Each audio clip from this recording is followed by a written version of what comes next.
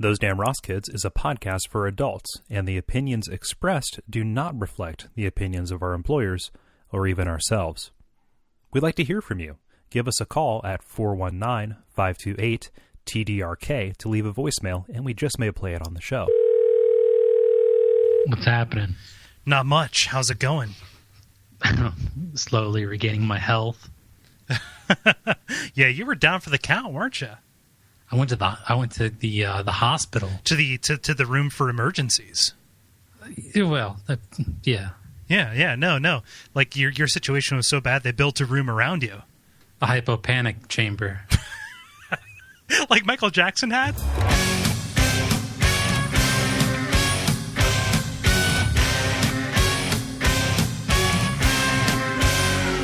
Those Damn Ross Kids, a conversation between brothers, featuring Kris and Kole Ross.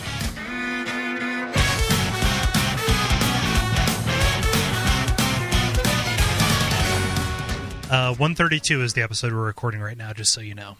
Oh, good. So when you ask, I'll try to remember. Yeah. 133. Well, you said 132 first, so... That's 133. I said 132 because that was the number I was looking at, so... Gotcha. So you lied. You know what? I just don't really know, At least you had a ballpark. I didn't. Straight pipe. Was this episode 40? Who are you? Which one are you? No, for real. Which one's pink? Do you have synesthesia? Probably. I'm an X-Man. Yeah, I just remember lyrics. No. I'm sorry. I was mistaken. Do you have synchronicity? I don't think so. Oh, no. It's progressive synchronicity, too. You have stage 2 synchronicity. Was that John Cusack? No. That was serendipity. Wait, no? Yeah, I think it was serendipity. Gotcha. Which one was the Muse? Was that Harold Ramis? All I can picture of Synchronicity 2 is like throwing a copy of Serendipity like into the gears of a machine and watching John Cusack dive after it. Please let there be a 2013. I've been relevant. I was okay on High Fidelity. And then that last one was him screaming as he was chewed up by the gears. You know who wasn't okay on High Fidelity? Jack Black. Yeah, it was... super not cool. There was a time... Okay, so there was a time when Jack Black could be Jack Black. Like, it was before everybody was onto his shit. Elementary school?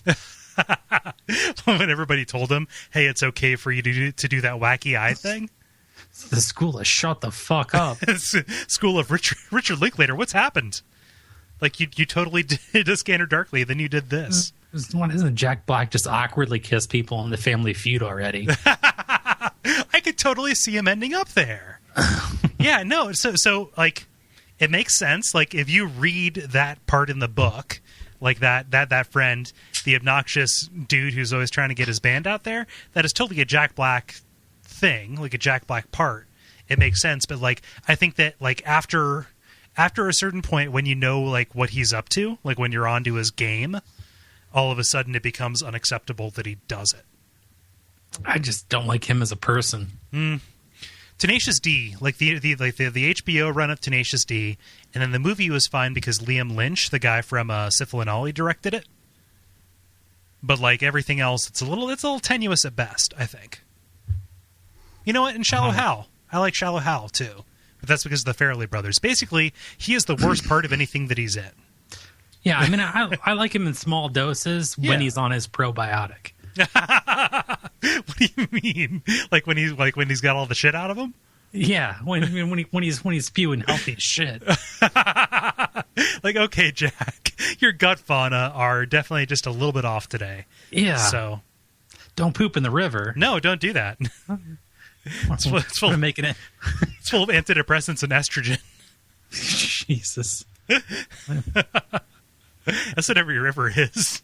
90%, just like every sandbox is 90% feces and urine. Every river, 90% estrogen and antidepressants. My bad. A bunch of happy ladies running around. Negro whirlpool. It's black.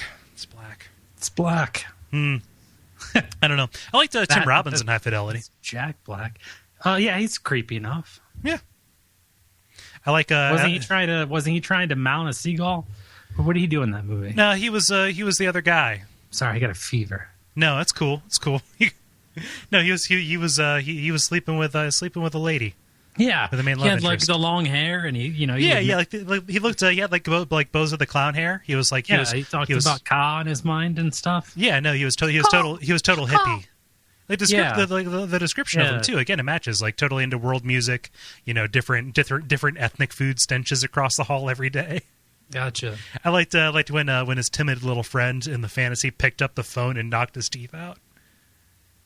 I don't remember. Oh yeah, okay, gotcha. All right, yeah. That's a good movie. I think that speaks to a certain kind of sensitive male sensibility. I watched it a few months ago. I don't know. It's good. When I was laid up with another ailment. Yeah, that's your life now. You're hopscotching from ailment to ailment. I hope so. Just from this point out. Oh man, Chris, what episode is it? It's episode number 133 of the internet comedy podcast, Those Damn Ross Kids. My name is Kole. I'm Chris. And we're here to entertain your asses. Holy shit, we were on point. That's because I cued you with the episode number. Right? You know what? Occasionally. Sometimes, even Lance Armstrong, at one point needed training wheels, Chris. I'm sure he did. To get up to those ladies to bang them. Wait, did he bang ladies or did he do drugs? I forget. Both, I think. Huh. He banged ladies on drugs? Probably. No wonder he's a hero. I mean, he's a cyclist. Chicks dig dudes on a bike. I guess. They look at a dude on a bike and they think that guy could power a single light bulb. If he really set his mind to it. It is kind of erotic. Your bike's got a crank. Yeah. Yeah. Let's mount this shit. Uh-huh. Mount me like a deer. It's got pedals. You're pumping. Yeah. Got streamers and a horn. You got gears. Yeah. No, it's got Richard Gere's hot. It's got carbon fiber if you want it to be lighter, I suppose. Sure. Helmets are sexy. Why do you think astronauts get all that tang? I mean, aside from the fact that NASA gives it to them. Yeah, carbon fiber throwing dildos, like balanced for throwing. Yeah. So it'll have perfect orbital velocity. Put her on the wheel. Sticking out of the wall, like vibrating from impact. 1, 2, 3, go! We got this. We got it. Oh, man. Yeah, everybody starts somewhere. He split his first shot. Somebody call a doctor. Yeah. So you were really sick. Yeah. You had, what, streptococcus? I had strep neck. Yeah, you strapped your neck? Strapped my neck. You fell and strapped your neck. To put on one of those clear face masks. What? I had to put on one of those clear face masks, like Hannibal Lecter? No, like basketball players in the 80s used to wear when they broke their nose. No, I think what you're thinking of is you had to shave your number into the side of your head. Yeah, that's right. Yeah. No. I said I was sick. I didn't attend a NASCAR race. 23. Dale Earnhardt forever. Wait, he was number 3, right? I remember the day that Dale Earnhardt died. Really? Yeah. I remember... What were you doing? I was at home playing video games, and I had a friend... And let's just say friend, right? Friendship in middle school is like it's like being in prison, right? Like you don't really have a prison friend; you just have somebody you're locked up with. And I feel bad because totally nice guy, but I just remember we were not in sync on that one issue because I was sitting down, probably playing Dreamcast or something like that, and I get a phone call on the because I was consumed with NSYNC. And yeah, he was saying rubbing ain't racing. Rubbing ain't racing. And rubbing is racing. I always get that confused. You know what? I think that he went back and forth on the whether or not rubbing was racing issue. All the while he was rubbing. Gotcha. Yeah. No, he was racing, not racing. And then racing, and then not racing forever. I'm sleepy. I'm sleepy. But no, I get a call on the home phone number because that's how we were rolling that day. I was like, "Hey man, what's going on?" And he's like, "Dude, did you hear?" I was like, "Did I hear what?" He said, "Dale Earnhardt died." I was like, "Huh, that's Who's Dale Earnhardt? yeah." Right? Like, is he somebody from school? Oh no, Daly died. We called him John Daly because even though we don't know NASCAR, we know overweight golfers. His name's Dan Davis, captain of the football team. Yeah. Nothing can happen to him. He's Dan Davis, captain of the football team. That's and right. I was like, huh. He was like, yeah. He was driving real fast in his car, and there was another car driving real fast, and he went into the wall. He was doing his job while Like, one yeah. other guy did his job. Yeah. No, did you hear? The janitor, he died. He was mopping, and he fell into the mop water. Oh, jeez. Yeah. No, they tried to dry him out with that sawdust for vomit on the playground, but it desiccated him. He's jerky now. Who, Yeah. your friend? No, yeah, That's sad. I know, right? It was a very terrible end of that story. They kept at graduation there was just a chair with his picture on it. Teach me the virtues of listening, Cole. Yep. Can't believe your friend died in the mop water on the racetrack. I know. That is weird. It was three things all in the wrong place at the right time. Yeah, I guess. Yeah. Oh man. These times we live in. They're crazy. Jack Black's horrible. There's a race car driver who killed your friend with mop water. Yep. Just held him down until there were no bubbles left. Just in summary of the first 12 minutes of this mess. He's like scrubbing bubbles. No bubbles. John Cusack has he's died. Yeah, no, John Cusack fell into a meat grinder after knocking out Tim Robbins' teeth. Actually, I tossed the copy of Serendipity into Cogswell Cox. Why were they competing? They're two different things. Sprockets and Cogs? Yeah. Not so much. They're complementary markets. They would have been if there was a bigger company than them, they would have been acquired. And you know what that is: horizontal and vertical integration. Spacely and Cogswell would have served on the same board if they would have just cooperated. The people go to work and they're just making pieces of the machine, man. Oh yeah, no. Are they making pieces of the machine, Chris? Man. Are they making pieces of the machine? No, they're or certifying are they them. Pieces of the machine. No, they're certifying them as yeah, good. no, the computers did all the work. It was just a big face talking to them. That's right. Yeah. Because they had it on lockdown. Getting shopping spree money for their teenage daughters. Judy's a fox. Man. I don't know. The Jetsons depresses me. Hey, Chris, do you have a story? I do. Do you want to share it? There, Chief. This is timely. Right here, timely stuff. Have you ever seen the movie with Austin Powers in it? I've seen a couple. All right. I mean, Austin Powers, The Spy Who Shagged Me, Goldfinger. Gotcha. What was it? Is it Goldfinger? No, Goldfinger's the actual thing. There's a gold member. Gold Nugget. Gold member. Yeah, that's the one. Yeah. The story's not about any of those movies. Okay. An inauspicious start to the season of the Atlanta Braves, the Major League Baseball team based in Atlanta, Georgia. At their home opener, let's just focus on Atlanta Braves. They have a hatchet in their logo, obviously cues to Native American Braves. Yeah. When in the playoffs and in between innings and upon big events, the crowd they chant, ha, ha, ha, ha, ha, ha, ha, ha. And then they repeat that. Yeah. And then It's the the rain. Tarzan boy. No, that's what happens. Like they do this. So it's obviously very, it's very Native American-y. Yeah, Native Americaesque. Yeah. Well, they set off some fireworks in celebration of their home opener, which ended up setting the American flag on fire in front of 50,000 fans. I saw pictures of this. This coming at a time, this is off article, I'm off book here. This is coming at a time when there's protests in Cleveland about the Cleveland Indians. There's all kinds of stuff going on about the Washington Redskins.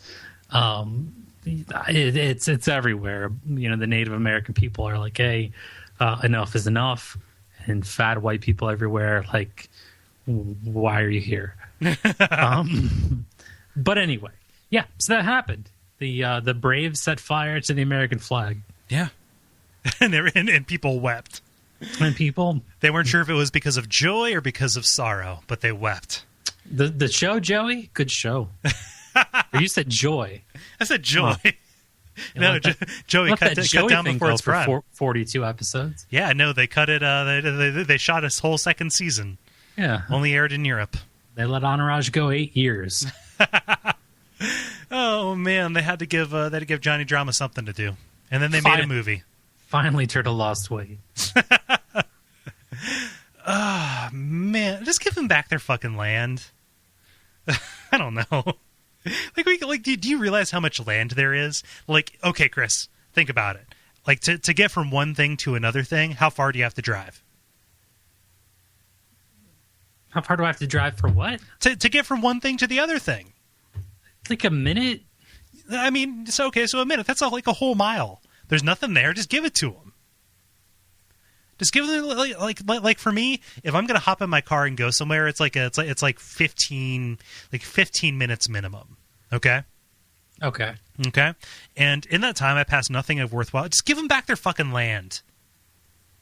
Just give it to they'll bring the deer back, and it'll be like summer all the time, and they had all the rivers though. Yeah, like Neil Young will be happy again. They'll take all the estrogen and the antidepressants out the river. They had the scenic clearings in the valleys, and yeah, they made fires. No, they're using every part of the Walmart shopper. It's going to be fine. They've been alcoholics for like 150 years. Yeah, but like so are we. Like, no, we're not. Everybody's just like crazy. They don't have the. I applied for Google last night. You applied to Google? Yeah. Or did you just apply to get access to Google? No, I applied to Google, man. Yeah? Yeah, I heard their janitor, Dale Earnhardt, tripped in some mop water. I know. It's sad. It is so sad. He was about to start his new life. The fuck was that? Yeah. Him and my friends. Oh God! Drowning face down. I mean, just I don't know, like what was the Cleveland Sambos or whatever? Like, it just made me think about that, like for a second, Just don't rub it in. I'm not like political correctness got mad kind of guy, but just you kind of are though. I mean, but like I don't know, just like think about how you might be hurting somebody. Like you can keep doing it, but like recognize that you're hurting them. Own it. I don't know. Fuck. That's a funny picture, though. That is a funny picture. It is good. It's good. Yeah. It's good. Well, speaking of timely, Chris, if you're listening to this on the day that this particular episode comes out, April the 15th of 2014, first off, hope you did your taxes. It's not too late. Midnight. Do it. Get right with Uncle Sam. Doesn't matter. It's your duty as a citizen. But second, after you have finished handing over your pound of flesh, just look up to the sky because there is a unique circumstance happening in the 2014 to 2015 kind of calendar year-esque thing. Over the course of 18 months, there will be 4 blood moons visible. Say what? Blood moons. All right. So a blood moon is a total lunar eclipse, but it's not like a solar eclipse where it blots out the sky.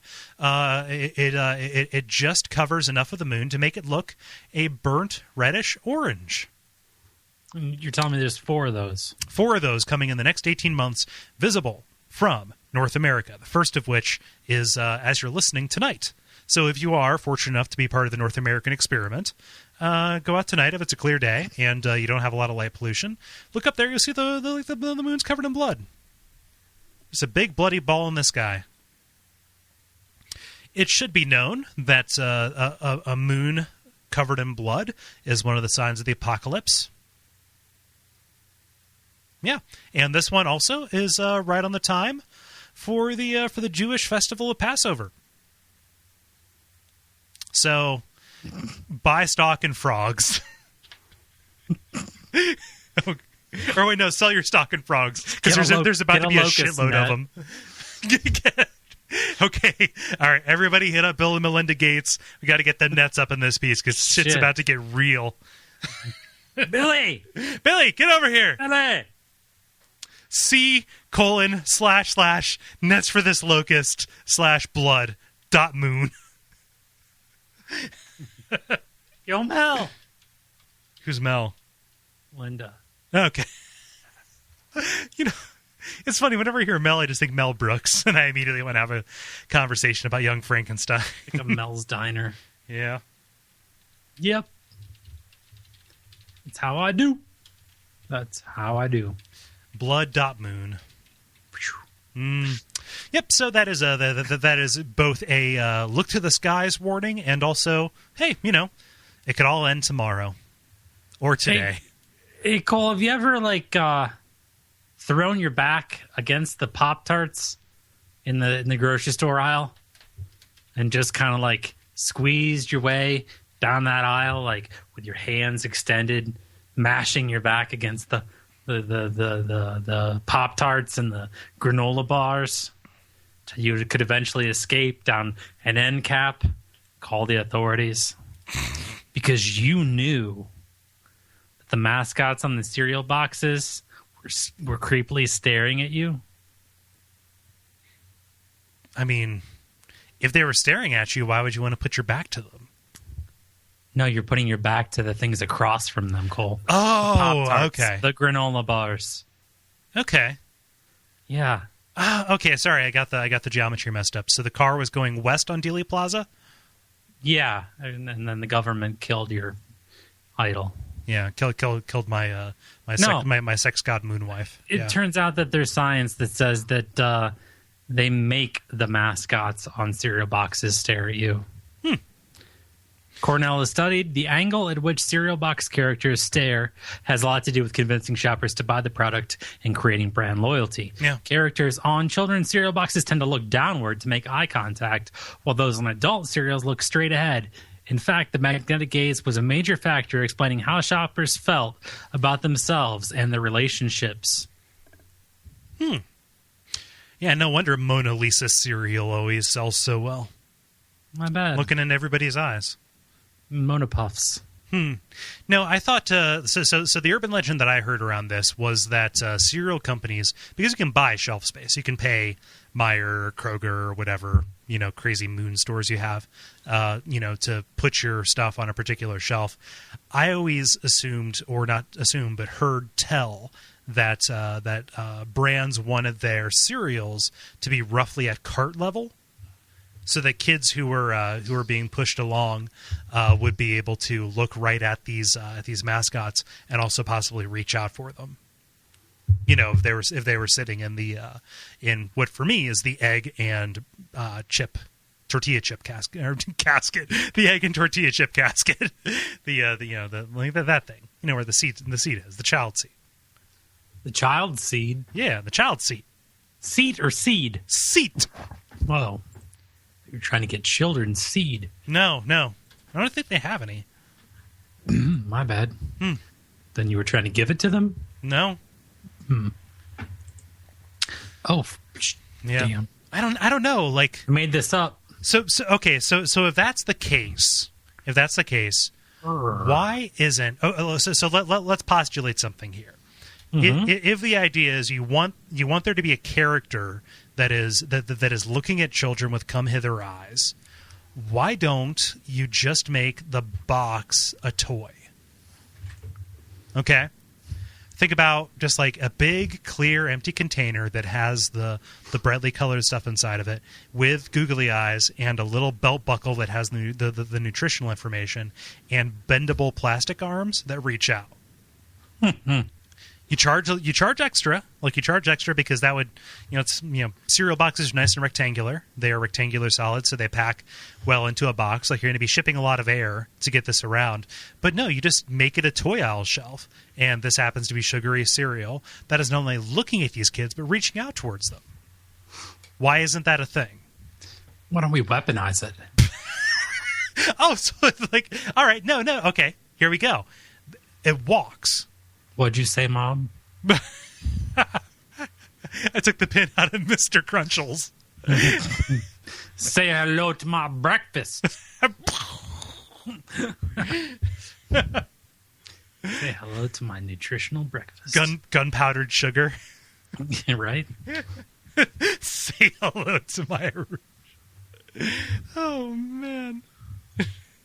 Oh, God, Cole. Part of a well-balanced cause of death. Right? Part of justified patricide. He wouldn't let me have Mr. Crunchles. I mean, is that too far off from having literal cartoon mascots on the boxes? Where parents have to dig to the bottom of the box to find something to say that will make their kids stop. There's no toy, but you keep the toy for yourself. It's a slide whistle. It's like great. Some sort of secret word that makes them not want to kill the Prime Minister of Malaysia. It's a slide whistle. It both plays turkey in the straw and deprograms your kid. My bad. I have a local story for us, Cole. Okay. Oh, local to where? Local to Ohio. Ooh, I like those. Yep. Bath Township, Ohio. That's north of here. Yep. PETA, People for the Ethical Treatment of Animals, is making a suggestion for a home that has recently been put up for sale for $295,000. Okay. This home is where Jeffrey Dahmer killed the first of his 17 victims. The PETA is suggesting that they turn this place into a vegan restaurant. Brains are vegan. I don't know if you knew that or not. They said we're always looking for ways to turn cruelty on its ugly head. On its severed head. So when we heard that serial killer Jeffrey Dahmer's childhood home had been put up for sale, we saw an opportunity to create good out of evil. Okay. Rather than remaining as a stark reminder of its dark past, the building can instead become the site of a celebration of culinary compassion. Yeah. Like Dahmer's human victims, cows, pigs, and chickens are made of flesh and blood, and fear for their lives when confronted by a man with a knife. Is that what they said? Yeah. Okay. They are also drugged and dragged, and their limbs are bound. Are their brains dissolved so they turn into pliant Filipino sex slaves? Are they lured into the pen with promises of homosexual oral pleasure? I mean, like, how much amyl nitrite is involved? Their struggles and screams are... I can't read anymore. You can't? You're too hard? I wish the air piston on this chair lowered. Yeah. No, I'm knocking on heaven's door, if you know what I mean. Here, I'll throw it over my shoulder. Tuck that in the collar of my shirt. Like a continental soldier? Right? Okay. Their struggles and screams are ignored as they are killed and cut up to be consumed. Their bones are thrown away like garbage. The organization wants the restaurant to be named Eat for Life Home Cooking. Eat for life. Eat for your life like it's 7. You're not done yet. The only thing on that plate is fat and gristle. Mm-hmm. Bon appetit. Wouldn't be complete without a John Hughes reference. Yeah, I'm not entirely unsympathetic to, like, hey, maybe let's treat animals just a little bit better, within reason. Like, I will still eat chicken and everything, probably, just because that is... You just ate chicken. I literally, you called me earlier, I was eating some lemon pepper chicken that I cooked up on the stove. It was tasty, right? Like, It's made of people. It might as well be, according to them. I don't know. It doesn't seem that extremism works that well. And I'm sure people, like opinions run high about this, or around people who care. And I know that there are plenty of around people who care. Well, yeah, okay. Passions run high among people who care. I think polling suggests that comment is 75% scary. Yeah, but it's like, I don't know, okay, here's a persuasive argument to me. Okay, like against factory farming is kind of bullshit, and if I had the means, I would only buy animals that had names or whatever because they're tastier when they're named, right? Like here's a persuasive argument for me, which is what Jeffrey Dahmer thought too. Okay, so here's the persuasive argument for me: the food that goes into that cow. Like the grain that goes to feeding that cow, which you will ultimately eat, which is mostly turned into shit by that by that cow, could feed a whole village. Therefore, pick a day where you just eat, not meat. Like take a day, take like a meatless Monday or something like that. Okay, cool. That is something that makes sense to me, right? Like from a just from a purely like logistical and utilitarian standpoint, right? Am I speaking sense, or am I just like out of my mind? No, I think What doesn't make sense to me is I was just checking the Bangles song called "It's Manic Monday." Okay. What doesn't make sense to me is even going to a store that has a butcher department or like a meat or a deli department is tantamount to killing every single one of Bambi's moms. I guess I look at cows as kind of like, making us not use so much fossil fuel. What do you mean? Because if we had to mow everything that they ate. Yeah. No, you have a lot of land now. Have you ever considered getting a goat? I have. Yeah? Yeah, they're like $150. They poop and make noise.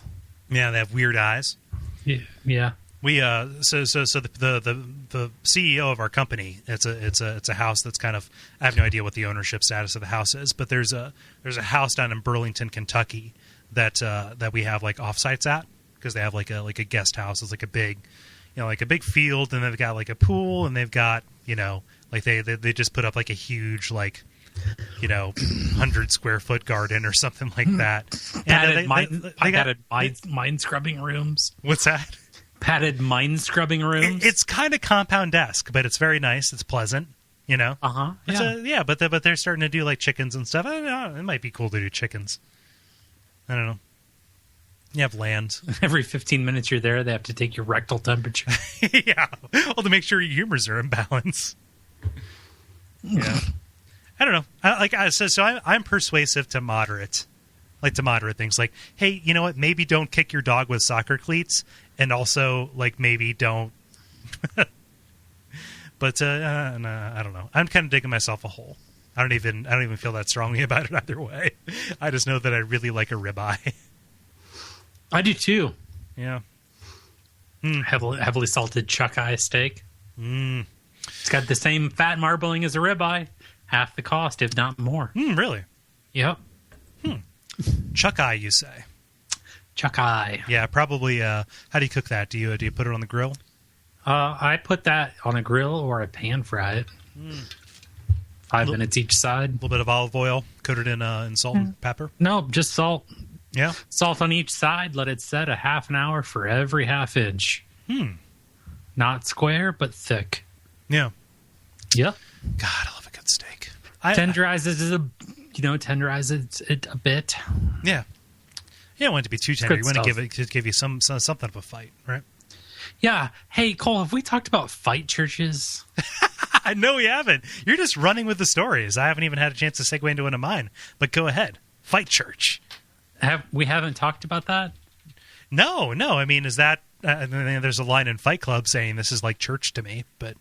It says, quote, "Can you love your neighbor as yourself and at the same time knee him in the face as hard as you can?"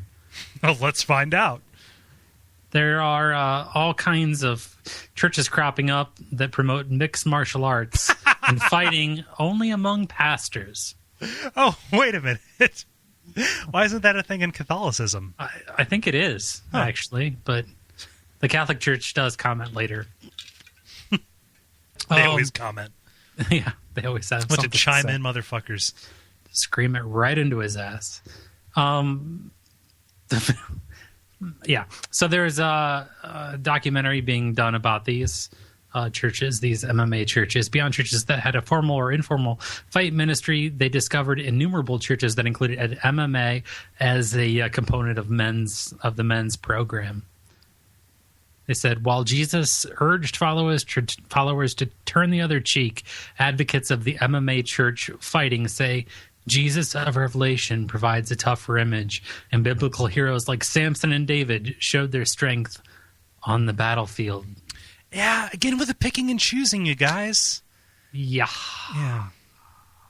Most fight churches are evangelical, white, and have No kidding.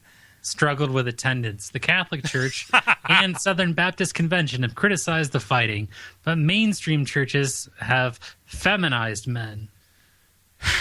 And they say tough guys need Jesus too. Oh man, there's so many places to go from here. So, you know Power Rangers? I do. You know the Green Ranger? I assume there is one. The actor who played the Green Ranger, who then became the White Ranger, he I need to look up his name. He had his name's Tommy Oliver is his character name, but Jason David Frank. He had a martial arts tape around his Green Ranger persona. But after that, he became a mixed martial artist. After he starred in VR Troopers as well. And he is a notable Christian MMA fighter. And his tagline when he sells his shirts is Jesus didn't tap.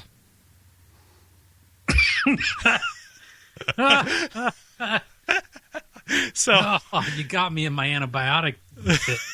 You're taking your pills? Oh. My throat's still kind of raw, man. Okay. Notwithstanding the fact that his hands were nailed. Jesus. So more accurately, Jesus couldn't tap. No, he didn't. You're right. So that's the one thing. Man. So I always thought that Jesus would be a great spokesperson or mascot or whatever for a Rolling Rock. Why do you say that? Just around this time of year. It's true. Does Rolling Rock go gluten free for Passover? I don't know. That'd be pretty good. Possibly.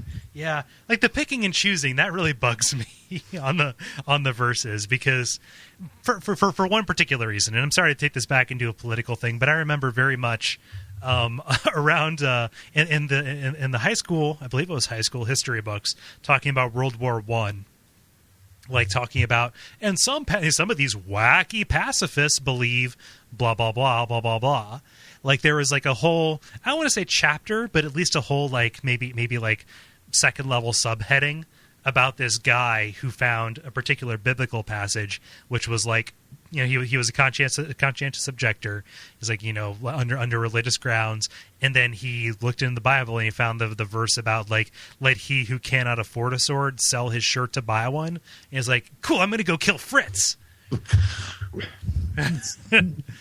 All sacred on the Western Front.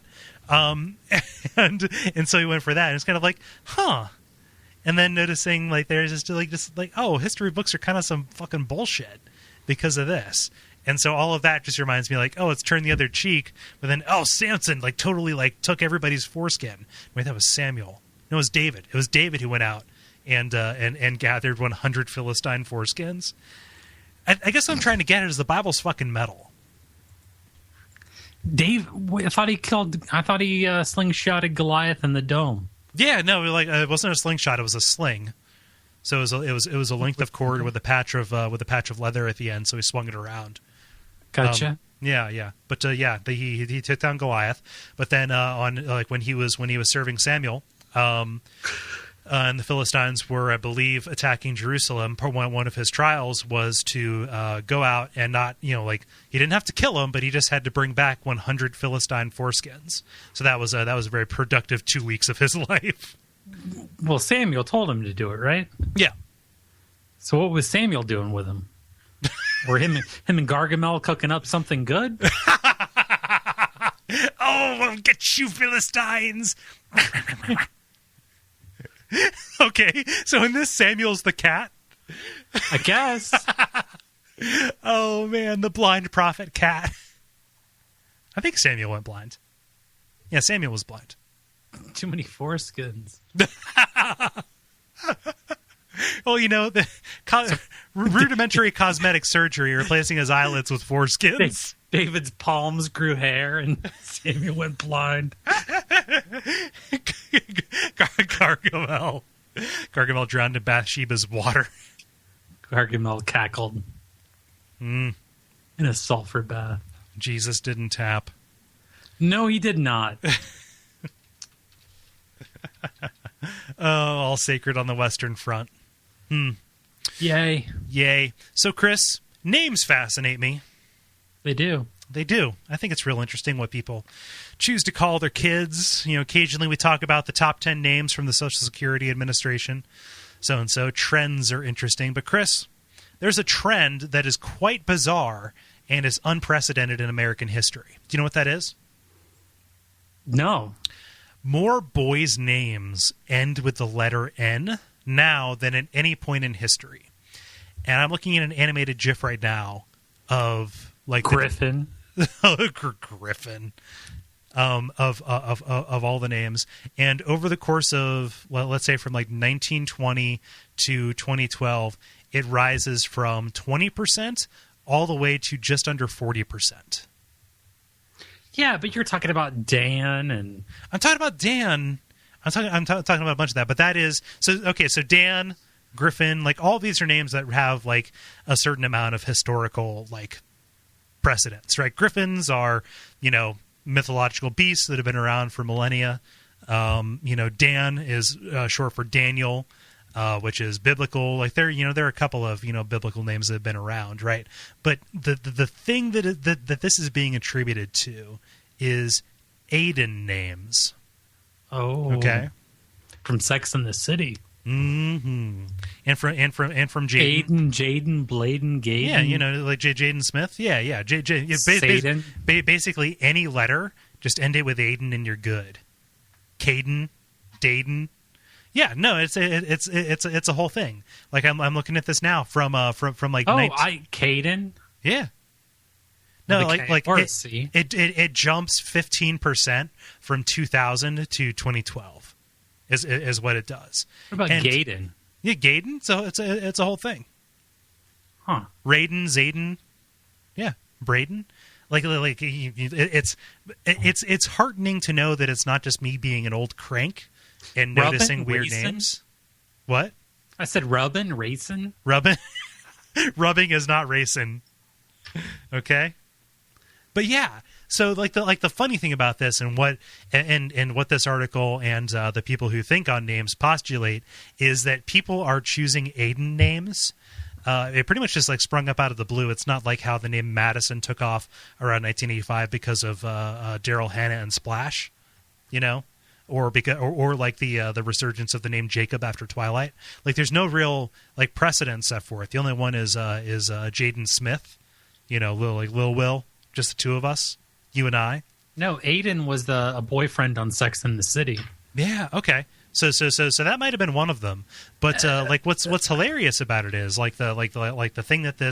conclusion that this draws is that people like Aiden names because they can spell them in any number of ways. Sure, right? With a Y. Well, yeah, with a Y, with an I. You can even begin them, but the general phoneme of it, the sound of it. Like, you know, if you went to a kindergarten roll call right now, I'd be like Jaden, Caden, Baden, Saden, you know, all that. It all sounds the same. So they're choosing uniqueness of spelling at the expense of creating one mega name that makes their kid's name sound exactly like everybody else's name, which is pretty funny to me. Smart. What's smart? Oh, just, you know, white people finally getting hip to it. White people catching up? Yeah, throw an H in there. Jaden. Bitch ain't got 5 Ks. Oh. Got one more to round us out? Oh, I could. Cole, do you say artisanal or do you say artisanal? I say artisanal is a joke, but if I'm going to say it in earnest, I say artisanal. Well, there's this neat thing that Live Science is explaining to us. They're making designer vaginas. Artisanal vaginas. Artisanal vaginas. Oh, okay. Like reconstructive? No. Like for use? Do they have like blood vessels? No, it's like plug and play. They just kind of like it out and it in. Okay. Is a verb? There's some sutures in there.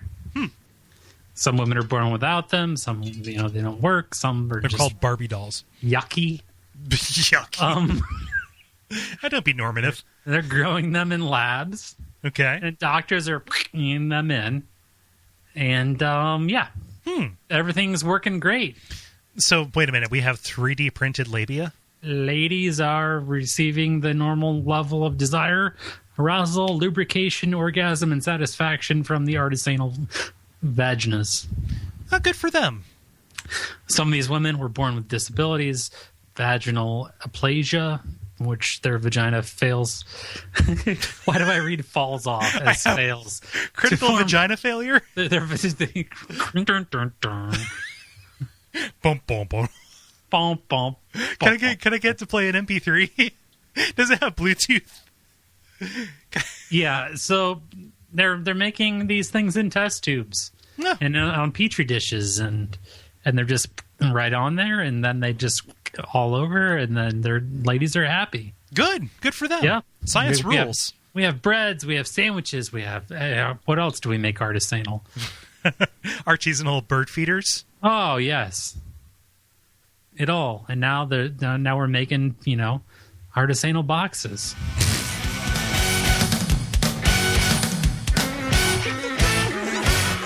This has been Those Damn Ross Kids.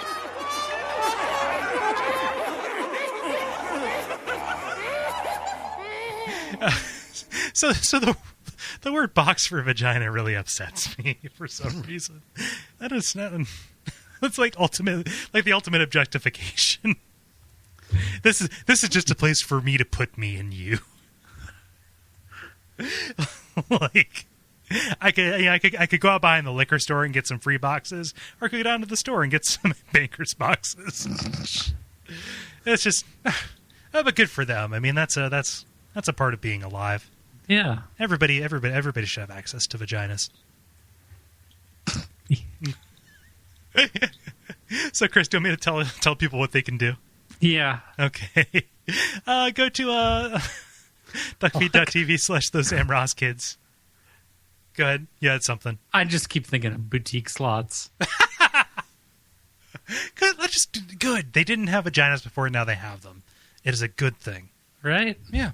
But Duckfeed.tv /those damn Ross kids. There are lots of old episodes for you to go back and listen to. I've had a couple of people reporting in saying, hey, they've been listening back, and they hold up. So yeah, even though these are about weird news, to a certain extent, they are also evergreen to a larger extent, and we are happy to have you. And in addition, go leave us a review on iTunes if you get a chance. Check out the other shows on the network, and by the time you hear this, there should be a new article up on Hexcrank, which is my blog about horror games, about the game Uninvited, which I'm finishing up after we record this stuff tonight. And duckfeed.tv /tipjar is our Amazon link, which you can buy stuff, and we get a little credit from that. You were laughing, so what? Oh, I just got a weird tweet. Okay. Yeah, no. Do you want to share?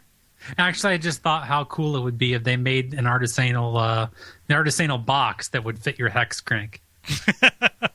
Good. I mean, it's a blog. It's got a home in the network, but I don't know. That's how you tighten it. Yeah. Oh, sorry, America. Sorry.